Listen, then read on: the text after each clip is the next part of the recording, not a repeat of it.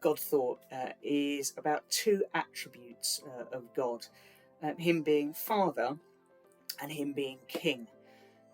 Unless you are Prince William or Prince Harry, you probably have never had to think about having a father and a king being the same person. But by the way, William and Harry, if you're watching this, it's welcome. It's great to have you here. Please do comment below. I've been thinking about, the fact that the term king is pretty easy to understand, isn't it? It's a ruler. It's one who reigns and has authority over a kingdom. But when it comes to father, and particularly in the Bible, it's more of a difficult one.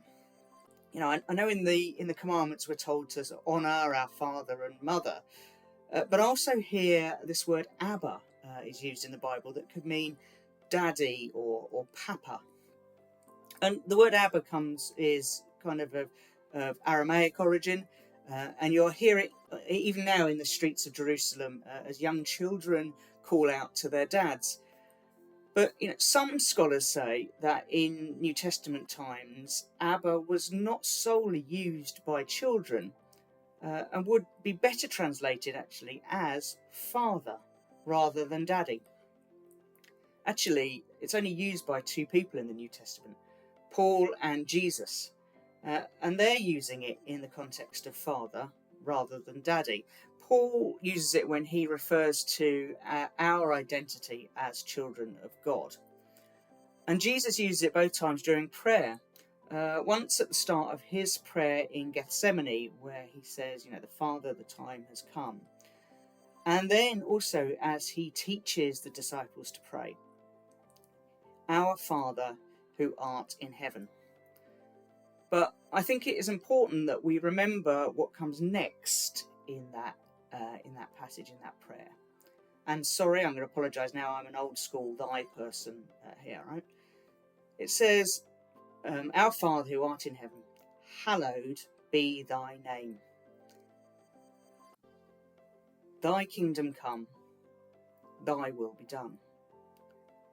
Hallow is a bit of an archaic word now, and really there's no different way of using it. There's no modern word to really replace it. The nearest is something like sanctify or honour as holy. Actually, as an aside, when I was looking at this and thinking about it, the new thing I discovered is that I always thought that kind of that line, hallowed be thy name, was a declaration. I was saying, Father, your name is holy. But apparently it's part of a request. It's a request that's then tied into those next two phrases. God, hallow thy name. Thy kingdom come, thy will be done. It's all about how his honour, his sanctification, his kingdom, his will is being done, is present, is witnessed in our lives and of those that don't yet know him. But that's digressing a little.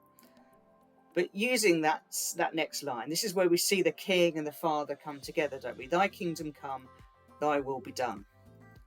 Darrell Bock, the American theologian and author, says, believers may address God with the endearing term Abba because he is our Father. Yet we should never use this term in the spirit of unsavoury familiarity, but with the full acknowledgement of his majesty.